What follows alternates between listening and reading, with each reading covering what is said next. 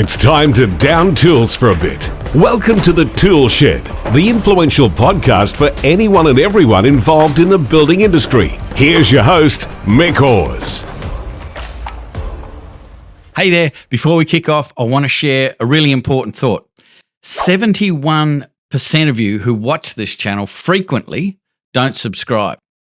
So if you've enjoyed any video you've ever watched, can you do me a favor and hit the subscribe button? It helps the channel more than you think, and the bigger the channel gets, the bigger the guests get. So let's go. Hey folks, welcome to another episode of the ToolShed Podcast. Today I have a triple offender. This is the third time he's been back on the podcast. His name's Tony Harrington. We'll talk to him in a minute.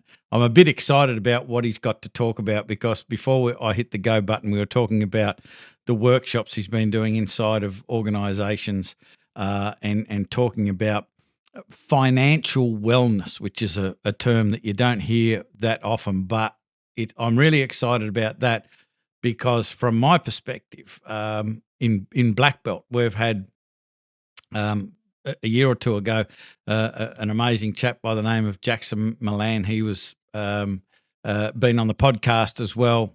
And he did a couple of talks with our Black Belt members. And one of the things he talked about was how much time do you block out on a weekly basis to look after your financial health and well-being, which is kind of the term that Tony was using, this financial wellness. And it's like we don't really ever put much time or effort into it. And so I'm hoping with this discussion with Tony, it's going to inspire you to begin to time block a little bit of time each week to educate yourself and make sure that your financial well-being is looked after, because it's like physical health, it's like mental health. Financial health is also a thing. So I'm really looking forward to getting into the detail of that. Before we get started, I want to remind you that there is a link in the description for the Builder Freedom Readiness Scorecard. So in just 2 minutes, you can find out how ready you are to be able to enjoy the freedom that you wanted when you first started your business. I mean, that was the goal when you first started your business was I wanted more freedom. I wanted more freedom of choice so I could choose when and who I'd work with and when I'd start and when I'd finish. I'd be able to make more money and I would be able to call the shots, so I would have a calm, enjoyable workplace. Well, how's that working out for you? And if none of those things, none of those boxes are being ticked, you can find out real quick in 2 minutes. Hit the link, do the Builder Freedom Readiness Scorecard, and in 5 minutes after you've finished that, you'll have a report in your inbox, and it will help you figure out what you need to do to stabilize your business. So turn the chaos into calm, to be able to build repeatable processes so the business doesn't rely on you and turn you into a prisoner. And then finally, give you the opportunity to be able to grow your business sustainably and give you a bunch of time back. So if that sounds interesting, hit the link, do the scorecard, and we'll give you the report in your inbox real soon. Tony Harrington, welcome back for the third time. You're a regular, it seems, on the podcast. And I'm really excited, as I said in the introduction, to understand what your new focus is and what your new approach is. Before we do that, because I'd say there would be some people that haven't gone back and watched every single episode of this podcast. Just tell us a little bit about your background and how you got involved in working with trades and trades-based businesses and their financial health and well-being. Absolutely. Pleasure to be here, Mick, and great to be on the show again, third time around. So it's like Yes. a triple Brownlow medalist, I suppose. But yeah, no, look, really good. Look, I got into construction when I was 16 years old, and I've been in construction all my life. Look, I've been 45 years now. I've just struck 61, so I think I'm still traveling okay. But I guess the thing was, Mick, I come from a working class family, working class background, 8 kids in our family, 13 in dad's, and we're just all working people, right? And most of us didn't really get taught much about money. And I worked through the building industry, and I got onto the big high-rise construction sites and made really, really, really big money, as most of the guys do in that caper. And I was pretty good at blowing it. So actually, I was real good at blowing it. So that was my journey for around 20 odd years. And then, look, to be all seriousness here, though, Mick, I decided to get out of the building industry in '94, and I bought a franchise business. Mate, I got absolutely ripped off. I lost every cent I had. And we're talking about third time around. Well, here's three things that happened really quickly. Number one, got ripped off, lost every cent I had. My wife walked out and left me with three young kids, 8, 7, and 3. And here I was with $10 to my name. We got robbed on Christmas Day. So there's a little trifecta for the listeners. So, mate, what I had to do, I had to restart again, had to rebuild. So I started to go out and learn about money. How does money work? It's like most of us can make money, right? That's the easy part. But how do we keep money? How do we grow money? How do we invest money? How do we, and as you said earlier on, Mick, that, your listeners are there building a business to create the life that they really want to create. And then that comes down to getting the money and making sure your money gets handled. So it was back in 2011. I was working in the construction industry in Victoria, and I got 2 phone calls from a couple of old construction mates of mine who'd retired in 2008. And the two phone calls came in on the same week. And basically, they were 68 years old, both of these guys, and they worked construction nearly all their lives. And they said, hey, Tony, look, I'm 68. Look, my super's been hit. Remember we had the GFC and all that sort of stuff happened back then, and stock market got smashed. And here they were at 68 years of age saying, oh, you know what, can you help me get a job? I think I might go back to work. So by that stage, I'd done a lot of personal development, a lot of training. I've been investing in property, and I was doing pretty well for myself. Thought, you know what, I'm going to go and start a business and help tradies do better with their money. And that's how it all evolved, Mick, back in 2011. So I've been doing this now for the last 14 so years, and rocking on the building sites and going inside companies and businesses, having a talk to their employees and staff and showing them, how to do better with their money. And today's podcast, we can really zero in and focus on there's a hidden cost inside businesses, which I think a lot of businesses aren't quite aware of, and that's the hidden cost of financial stress to businesses. And as everybody knows, the last 2 or 3 years, it's been pretty tough going in Australia. We've had 12 or 13 interest rate rises, even though, they came down last week for 0.25, but we've had 12 or 13, increases in a row. Then we've also had the cost of living, your SEC, your gas bills, your food, bringing up your kids, your family, the construction game, material costs have gone up by 30, 40%, shortage of tradies, there's a whole big thing going on. And there's a little silent thing that we'll talk about today, Mick, which would be how financial stress affects productivity and affects the bottom line of your business. Yeah, absolutely. And what's going through my mind with that as well is I'm a big believer in financial stress is the worst stress, and it compounds all of the other problems you might be dealing with as well. Like if you've got a health problem and financial stress, your health problem's worth. If you've got a relationship problem and you've got financial stress, your relationship problem is worth. So it's so important to be putting time aside to figure out your financial health. A lot of the guests that come on the podcast over the journey we've talked a lot about suicide and mental health and things like that. And this topic that you're talking about, I think, contributes quite negatively to those statistics and to those challenges that we've been talking about. So really looking forward to unpacking this. And I just love that the term that you used before we press the go button of that financial wellness, that there's a lot of that's being talked about of late, just, mental and emotional wellness and just those sorts of terms. And I just don't think that we put enough time, effort, or energy into creating our financial wellness, as you've called it. I think too many people rely on a hope strategy. So what's been the big blinding flash of the obvious that you've had since we spoke last? Yeah, look, great lead in.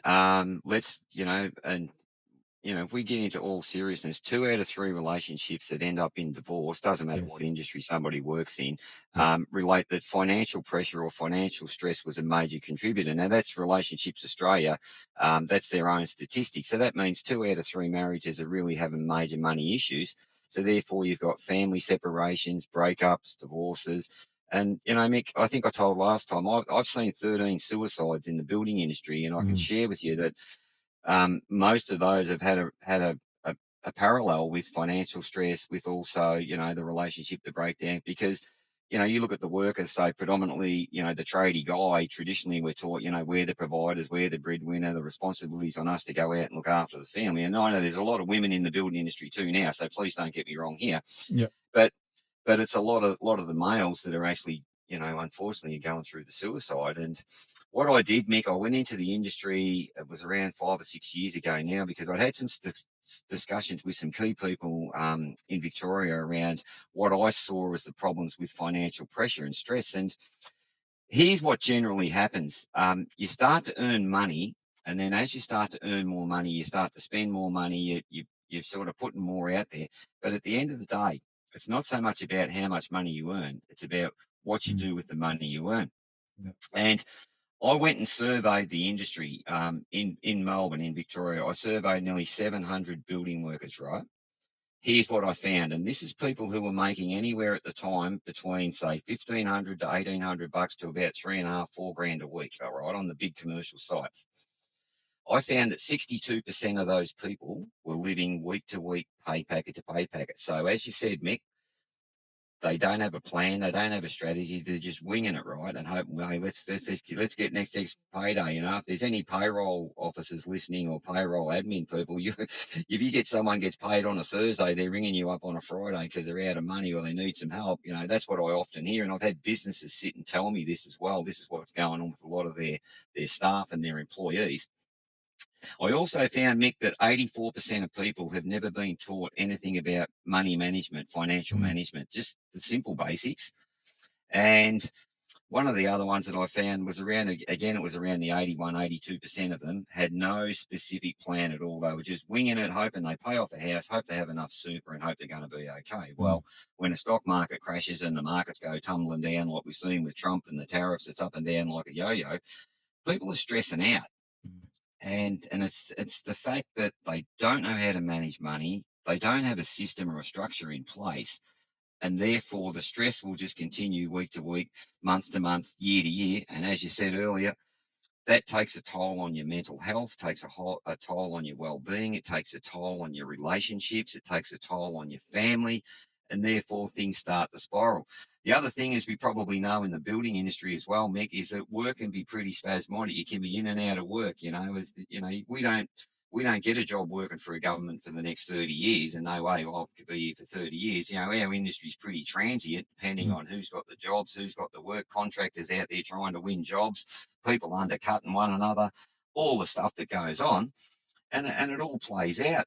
And the other thing that happens to a lot of the people in the building industry, business owners and employees, is you've got financial stress, but then you've also got work and lifestyle stress, because a lot of the times we're working long hours. There's a lot of pressure on. We need to finish jobs. We need to get jobs in under budget. Sometimes the big builders don't pay the smaller subby guys. Then next thing, he's got cash flow issues, and then he's got problems with his workers. So there's this whole big gamut out there, Mick, that I see that no one's actually addressing. How do we show an employer and an employee how to do better with their money, how to manage their money, how to de-stress your money, if you like, right? And get a systemized process set up that it becomes a no-brainer. They've got a goal, they've got a vision, they know where they're heading financially, they've got their money under control, and they're not going to freak out or not going to stress out. One of the other things that I found too, Mick, on that survey a few years back, I found that there was around about 60 odd percent of people didn't have 5,000 bucks in the bank. So that meant if they were put out of work tomorrow or next week and they couldn't pay their mortgage, couldn't feed their family, they're probably going to last a week or two out of work. And here's the stress again, right? So no cash buffer sitting behind them. So I know that's a big 30,000 foot overview, but it really highlights what's actually happening in people's lives. And our industry is a very high stress industry, right? The building industry, it really is. and the money stress is on top. I think if we can help people alleviate that money stress and just bring that stress level down, that helps them at home, it helps their relationships, helps their personal life, and they're going to be more productive at work. Because think about this, if you've got somebody at work on the job site who's stressing out, whether it's about money, whether it's about a relationship or whatever it might be, they're not going to be 100% focused. They're not going to be productive. They're going to be wasting time. They're going to be on the phone dealing with stuff that they don't really shouldn't be doing in work and hours. But this is where this hidden cost comes into the financial stress. Hey, I hope you're enjoying the podcast. We're always trying to bring you information that's going to make your life as a builder much easier. So give us a thumbs up and make sure you hit the subscribe button so you don't miss the next episode.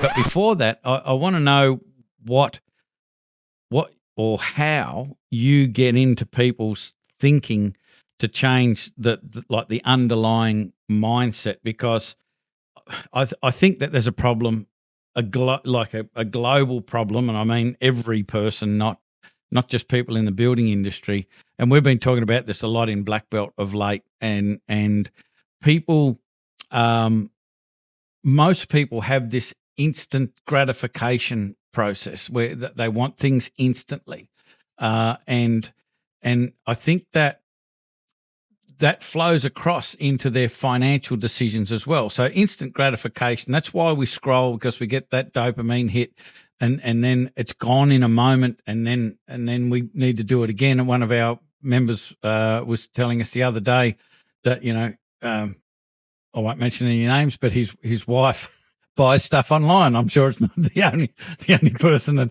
has this challenge. Buys stuff online, and the box arrives with the bit of clothing or whatever on it, and then it gets open and goes, oh wow, and it gets put away and it never gets used or worn. And I'm sure there's guys that do all that sort of stuff. There's many people that they get that instant hit of that emotion that they're looking for all of the time. And when you invest, you've got to delay the gratification. So we're all programmed to get instant gratification, but really success is based on your ability to delay your gratification, which is a whole mindset that you need to address, because I'm sure, just like me, you can go, here are the steps that you need to take. And then people go, oh, that makes a lot of sense. But anyway, I'm going to go and buy this thing online, or I need to pay off my Dodge Ram or whatever, and so they're spending money hand over fist instead of doing the right thing with it. How the bloody hell do we address that problem first? Look, great point. You've hit the nail right on the head too, because without a plan or a strategy or a system or a goal, right, they're just floundering from week to week, pay packet to pay packet, right? And just they're playing the old survival game. So part of what I do when I go inside a company or a business, or I work with any of these clients one-on-one, is I do what's called a financial reality check. Yeah. It's a bit like your business check that you had at the start of this podcast, right? You've got to the way that I changed my life and my money and my financial position back when I started to do all this is that I had to take complete stock and complete ownership of what I was doing with money, how I was spending money, how I was wasting money, how I was gambling money.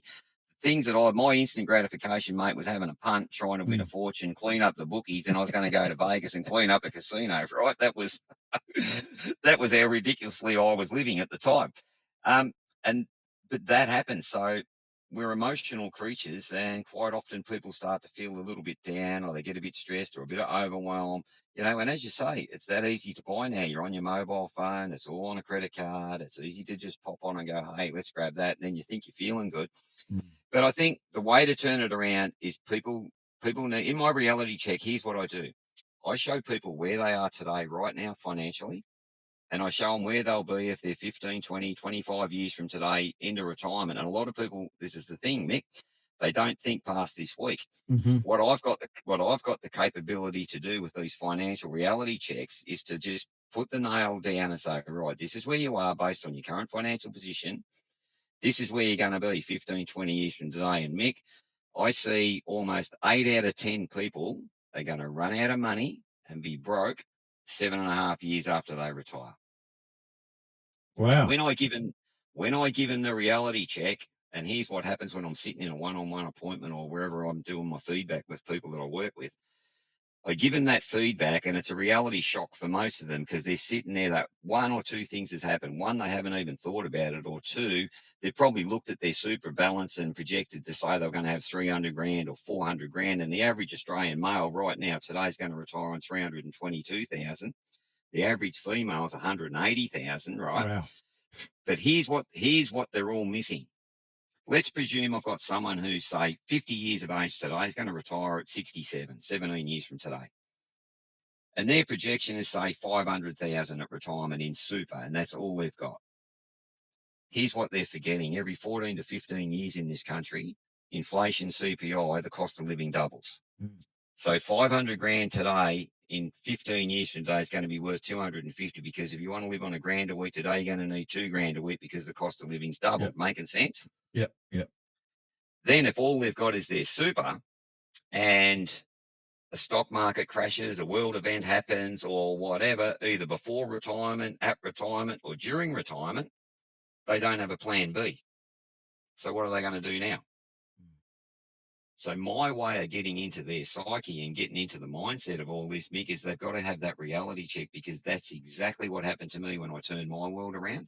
I had to, my mentor at the time, my coach at the time that, put me through this, I had to sit down and write down every dollar I spent for 30 days. I had a notepad and a pen with me, and I had a notepad and pen beside my bed. Nowadays, we do it all electronically and it's all online, right? It's easy. But I had to do it. And I found, Mick, I was spending about $150 a week on smokos and lunches, then not to mention what I was wasting on gambling and beers and, and all the other stuff. But the switch came when I was really shown how easy it was to put some money aside, build a cash buffer behind you was the first thing you have to do, because you need to have at least 4 to 8 weeks of income sitting behind you. Any of the business owners that are listening, you need a cash buffer in your business, because you just don't know, what's going to happen from day to day.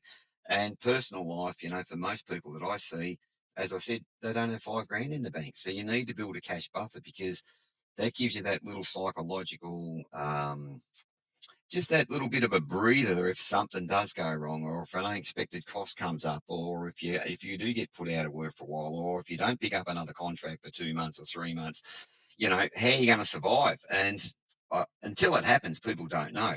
So what my goal is to try to help people de-stress and manage their money better today. I don't touch anybody's money, but I show you a strategic system on how to set your money up, how to set your banking up, how to automate your bills and your payments. It's really simple stuff.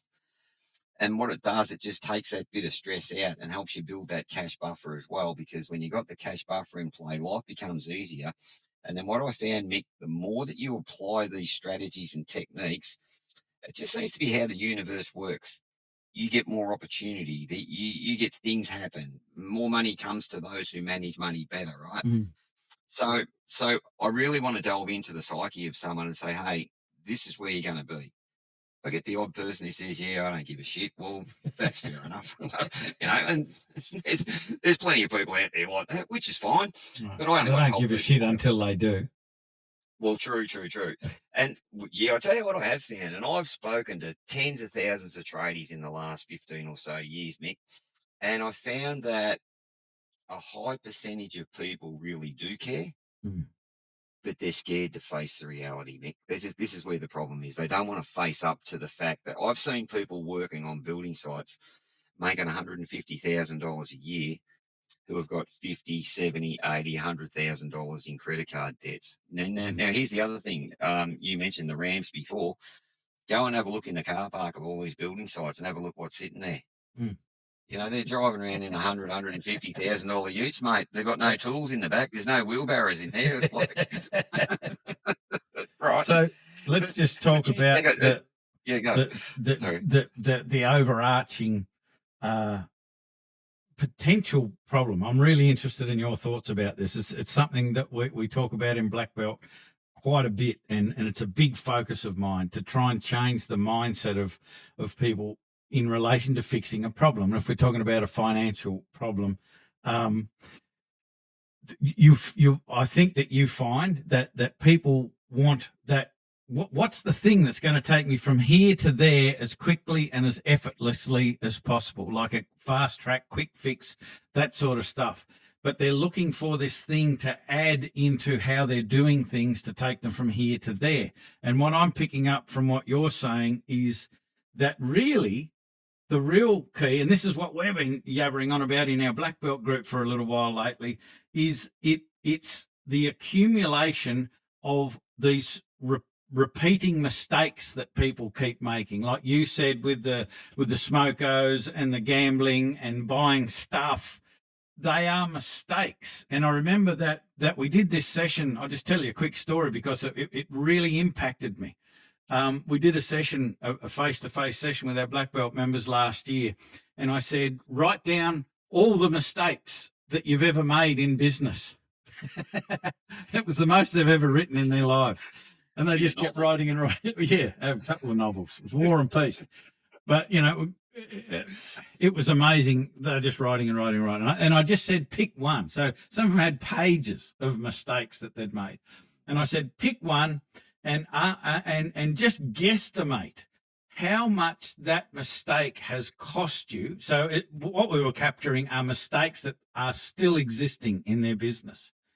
And I said, since you realized that was a problem in your business to now, guesstimate how much it's cost you.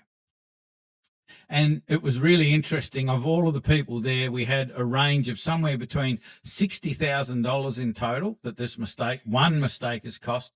One guy, the highest was $1.2 million. He reckons that mistake had cost since they realized it was a mistake. Wow. Yeah. And then I said, but here's the thing. Just to repay that mistake, just to repay it. Our mate who's had the $1.2 million mistake, that one mistake, he would have to find, if he was running at a 10% net profit, which most building businesses aren't, they think they are, but they bloody aren't.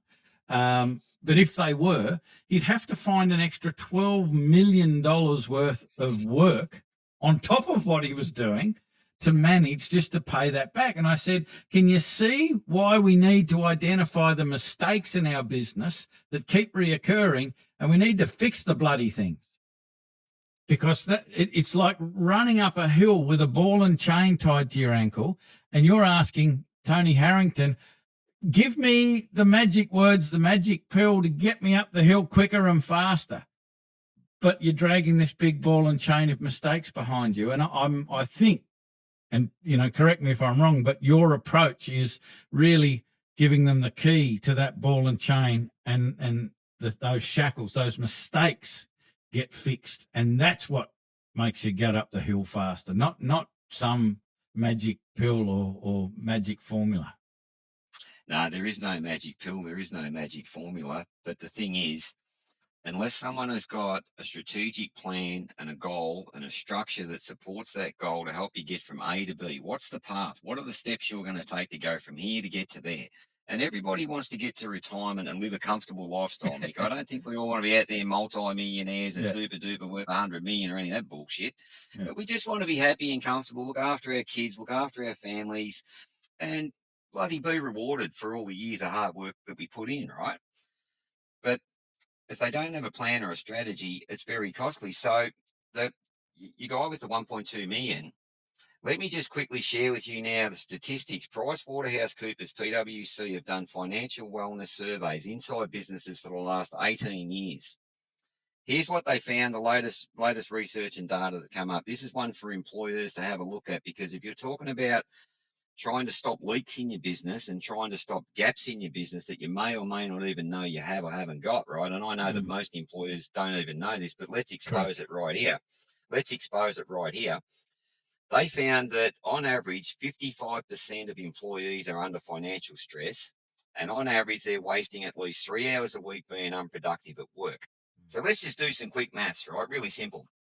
Let's say you got a company, a business, you got 100 employees, 100 staff. 55 of them are going to be financially stressed, right? Go and buy the stats. And this is easily backed up by my statistics that I did when I surveyed the industry, right? So 55% of them are stressed. They're going to waste 3 hours a week. So there's 165 hours of unproductive time that you've lost in 1 week. Now, most employers would not even know or see that this is probably happening inside their business. But let's just go with, hey, yeah, this is what's happening, right? Let's say they were on, I don't know, $50 an hour. right? That's about 3,750 a week. And over a year, it's about 180,000 bucks in lost productivity and time that's going out of your business and you're not even aware of it. Mm. Now, here's the other thing that happens. You will find that people who are financially stressed are more than likely to leave your employer, and they're more likely to go and find a job somewhere else where they can try and make more money because they think that's what's going to solve their problem, but it's not. But that's what's going to happen to businesses, right? Yeah. So therefore, the cost also, add on the cost of that, say 180,000, that lost time, lost productivity, go and add on another 30% to cover you for the cost of rehiring, retraining, putting someone through their 3-month probation, et cetera, et cetera. And again, you're talking a couple $100,000 a year.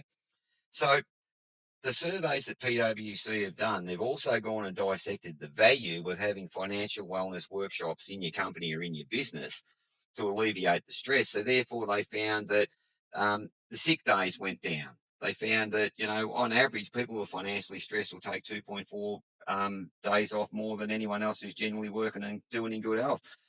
Around 68 to 70% of people say they want help with financial education inside businesses, and businesses who provide that sort of service attract and retain better staff because it gives you a little bit of an advantage over your competitors. Now, everybody in the building industry that I've spoken to, Mick, in the last 14 years have all sat down and looked at what I do and they've said, this is the feedback. Tony, you're spot on. We should be teaching these people. Yes, we've got to show our people, it doesn't matter how much money they earn. Let's help them do better with their money, because if we really break it down and be really simplistic, Nick, if you've got a worker who's at work, who's happier, they're healthier, their lives are going okay, their family relationships are going okay, they're doing okay with their money, they're going to be happier at work, they're going to be better morale, better culture around your team, all the buzzwords that everybody uses.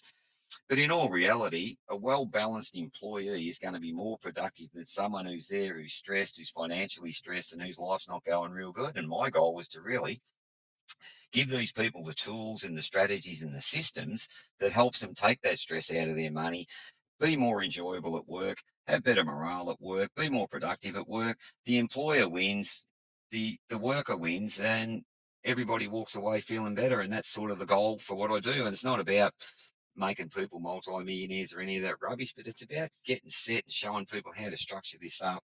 And then also how to focus in life and with money. Forget about your week-to-week survival.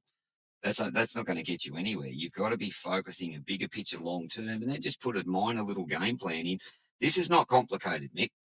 I've turned people's financial cash flow around from anywhere from $5,000 a year to 58,000. I had one guy, him and his wife, were making 340 grand between them, right? They were going out the gate cash flow backwards by 35 grand a year. Now, when I did the financial review with them, right, and I went through their cash flow and what they were doing, we turned the whole thing around by about 58,000 bucks. I had another young couple. They were blowing 3 or 4 grand a week, right? Wanted to save for a house. I helped them save 110,000 bucks in 14 months just by systemizing their money. So they went and bought their first home. Story after story of people that you can just help. Because fix the leak, fix the gaps, and stop wasting money on shit that just not going to make a difference to your life. But the way around it is to have a real goal and have a real plan or a strategy. And I'm not talking a financial plan that costs you $5,000, Mick. I can do this on the back of an A4 piece of paper and teach anyone how to do this. I can teach a monkey how to do it, right? I don't have a monkey, but what's going through my head is like the reason that we exist in Black Belt is because the owner of a building business's role is to run the business. They don't have the bandwidth to go out and find and mine all of the dirt that's out there to find out what works for a residential building business. And like there's so many parts to it. There's the financial management that you're talking about, but then there's people management and there's planning and prioritizing and communication and babysitting and psychology and gosh, you name it.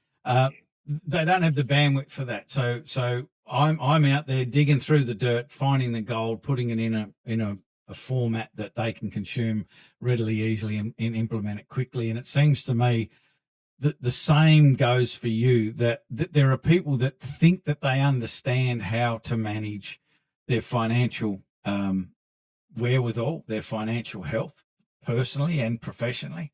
And there's just that much bullshit out there. Like, there's that much smoke and mirrors telling you what to do to, be rich and wealthy and all of that. And 95% of it is just bullshit. And so having somebody in your corner that's been there, done that, and can tailor make something for your specific set of problems and your mindset and where you want to go and your risk profile and all that sort of stuff. It just makes sense to me to have somebody in your corner. I know that, Julie and myself, we have a wealth coach, and it's not about being super wealthy. It's just about, like, I've got no idea, mate. Can you help me? And that's what they do, and that's what you do. You focus in on all of the details and understand the process, and you can clearly communicate it to people like myself to be able to make better decisions and just be better. So I guess the question is, next step for people watching this that go, I find myself suffering from financial stress. I think I need some help. Where do they go? What do they do? What can they expect? Yeah, look, mate, for employers and businesses who maybe think this is a good thing to help out their employers and their staff and themselves as well, by the way, they can go to BFFC, that's Break Free Financial Coaching, bffc.com.au. I've got a specific employers landing page there where they can just jump on, have a bit of a read up, and we just have a consult over the phone. Have a talk about your business, have a talk about where you're at, have a talk about your staff, your employees. Is this a good fit, not a good fit? And we can work out a plan or a strategy. Do we come in and do a workshop? Do we come in and do a bit of one-on-one with somebody? Whatever people want, we'll work it out. I'm fairly flexible on it. I've got an online program. I've got an online presence where I can don't disrupt productivity, don't sort of, come into the working hours. We can do this outside of work. Yep. We can do it at lunchtime money talks. There's a myriad of different ways that we can do it. But if people do want to do that, just go to www.bffc.com.au. And for any individuals there that want to reach out to me direct, just go to Tony at tonyharringtonco.com.au and there's a button there, book a strategy call, have a talk to you one-on-one, happy to go through your situation, no cost or charge to do anything of that. And let's see if we can help some people out, because I think at the end of the day, one thing that we are doing, and this is what I'm really proud of with, what I do, I've seen too much stress in the building industry. I've seen people just doing it too hard for too long, Mick. And it's great that, on a lot of these big projects, they can earn big money and do all that. But you know what? It doesn't fix life at home. It doesn't fix life with the family. And what we're about is we're going to help save them financially, but help save their lives, help save their families, help save their relationships. And here's the good thing too, that once people learn the basics and the fundamentals here, because that's what we're teaching, there's nothing to do with strategic stuff or not sophisticated. But when we teach this type of information and people get it and start to use it and apply it, and they see the difference that it makes in their life, well, then, Mick, they can then go and teach their kids. It's like, the tradie, he's got the apprentice, and the tradie, he's been in business for 10 years. He doesn't answer his phone. He turns up late. He forgets what jobs he's got. He's all over the shop. And this young apprentice is there for 4 years working with Bill the Brickie or, Bob the Builder. And he decides, you know what, I've finished my time. I think I might go out and do it myself. Well, guess what he's going to do? He's going to be the same as a bloke he's watched for 4 years, right? And the money in finance is no different. We usually do it based on what we've been taught and what we've learned, from our families, from our parents, from our peers, whatever.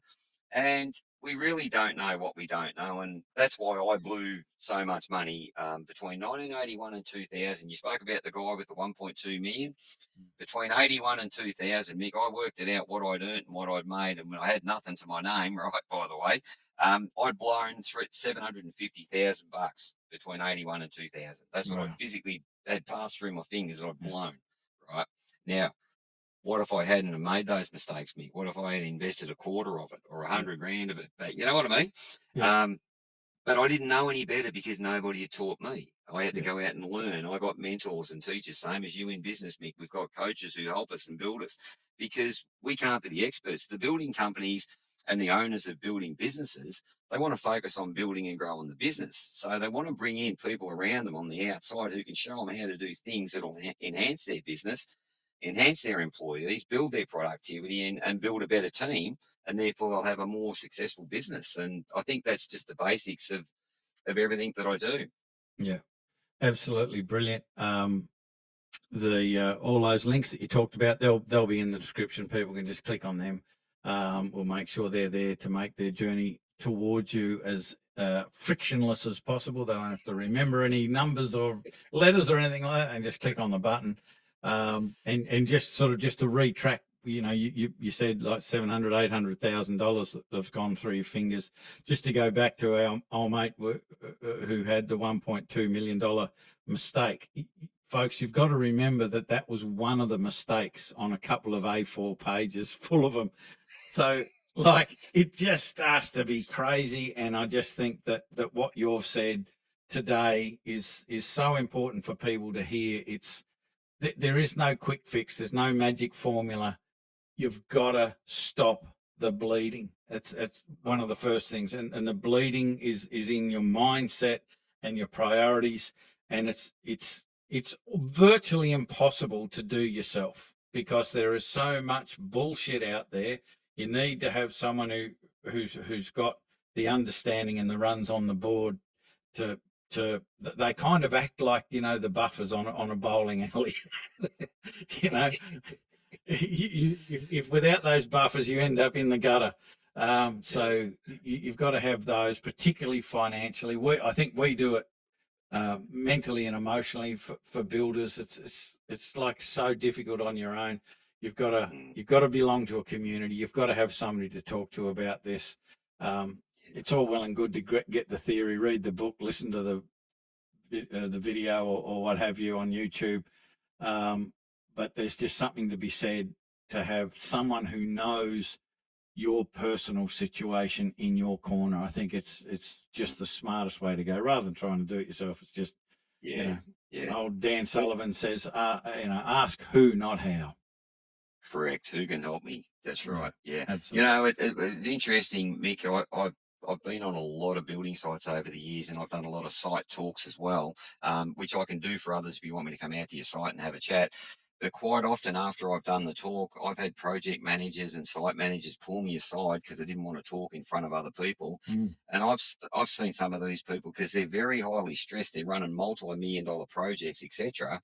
And yet I've seen them, they're making really good money, and I've seen them $200,000 or $300,000 in credit card debt, for God's sake. Yeah. Right. So not only are they dealing with the stress of the job, trying to run a business, doing all those sorts of things, they've now got all this big money stress going on behind the scenes, and they don't want to face up to it because you've got your pride, you're a bit embarrassed about it. I had to face up to it and have enough guts to face up to it. And that was it was hard to do, in all honesty, it was.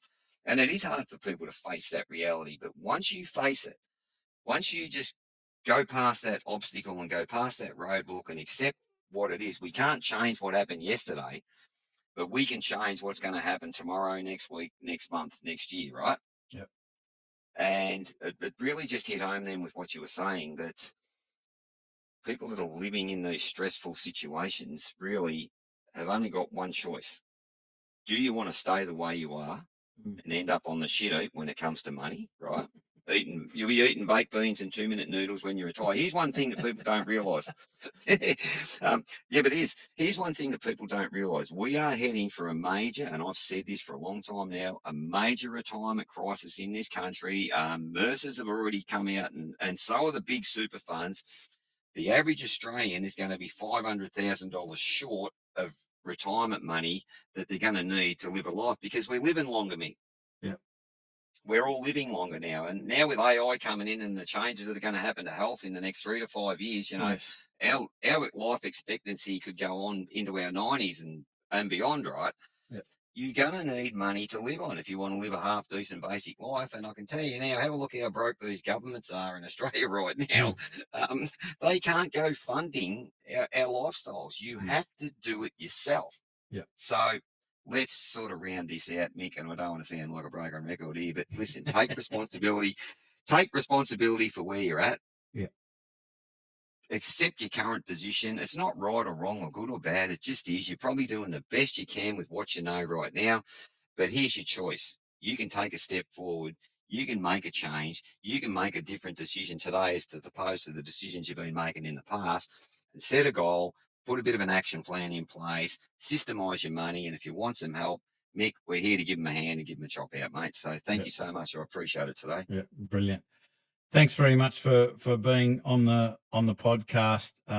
You know, who we're looking for to have conversations in the podcast are people that sort of have the same purpose, I guess, as we do, as I do, and I'm kind of driven by seeing unnecessary pain and you know trying to step in and fix people's situations where they're experiencing unnecessary pain. I'm all up for necessary pain, by the way, just so everyone knows. Yeah.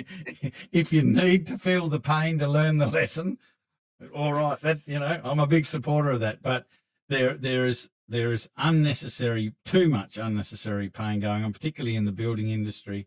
And it's great to know that there are people like yourself, Tony Harrington, out there that have that same ethos and purpose and want to sort of jump in and help fix those unnecessary, painful problems. So thanks for being on the show. It's been an absolute pleasure talking to you once again. And likewise, Mick, thanks so much. I appreciate it. It's a great work that you do. And, you know, we're all out there doing our little bit and we can make a bit of a difference in people's lives. Then, you know, it's a good thing. It's a good thing for the industry. So it's been a pleasure today. I've totally enjoyed it. And, mate, all the best to you and all the listeners. Thank you. Thank you, Tony. That's it for this episode of the ToolShed Podcast. We'll be back with another episode before you know it. Before we get out of here, just a quick reminder to take the Builder Freedom Readiness Scorecard. The link's in the description alongside all of the links to finding and having a conversation with Tony. So if it's something that you feel you need to do, calm the chaos, build repeatable systems so the business doesn't turn you into a prisoner and rely on you every single day, and the ability to actually grow your business without growing the problems and in fact getting less and less requirement for you to be there. So a bit more time freedom. If any of those things are something you're after, go take the scorecard, the Builder Freedom Readiness Scorecard, find out how ready you are, get the solutions in your inbox in just a few minutes. And off you go. That will give you great direction to be able to start to work on those issues, and we're always here to help as well. So hope you enjoyed this podcast. As I said, we will be back with another podcast episode. Before you know it, I'm Mick Hawes from Builders Business Black Belt. That is all. I'm out. Bye for now. You've been listening to the ToolShed. If this podcast struck a chord with you, make sure you spread the word by sharing it with your mates in the building industry. We love your help to make the building industry better for everyone involved.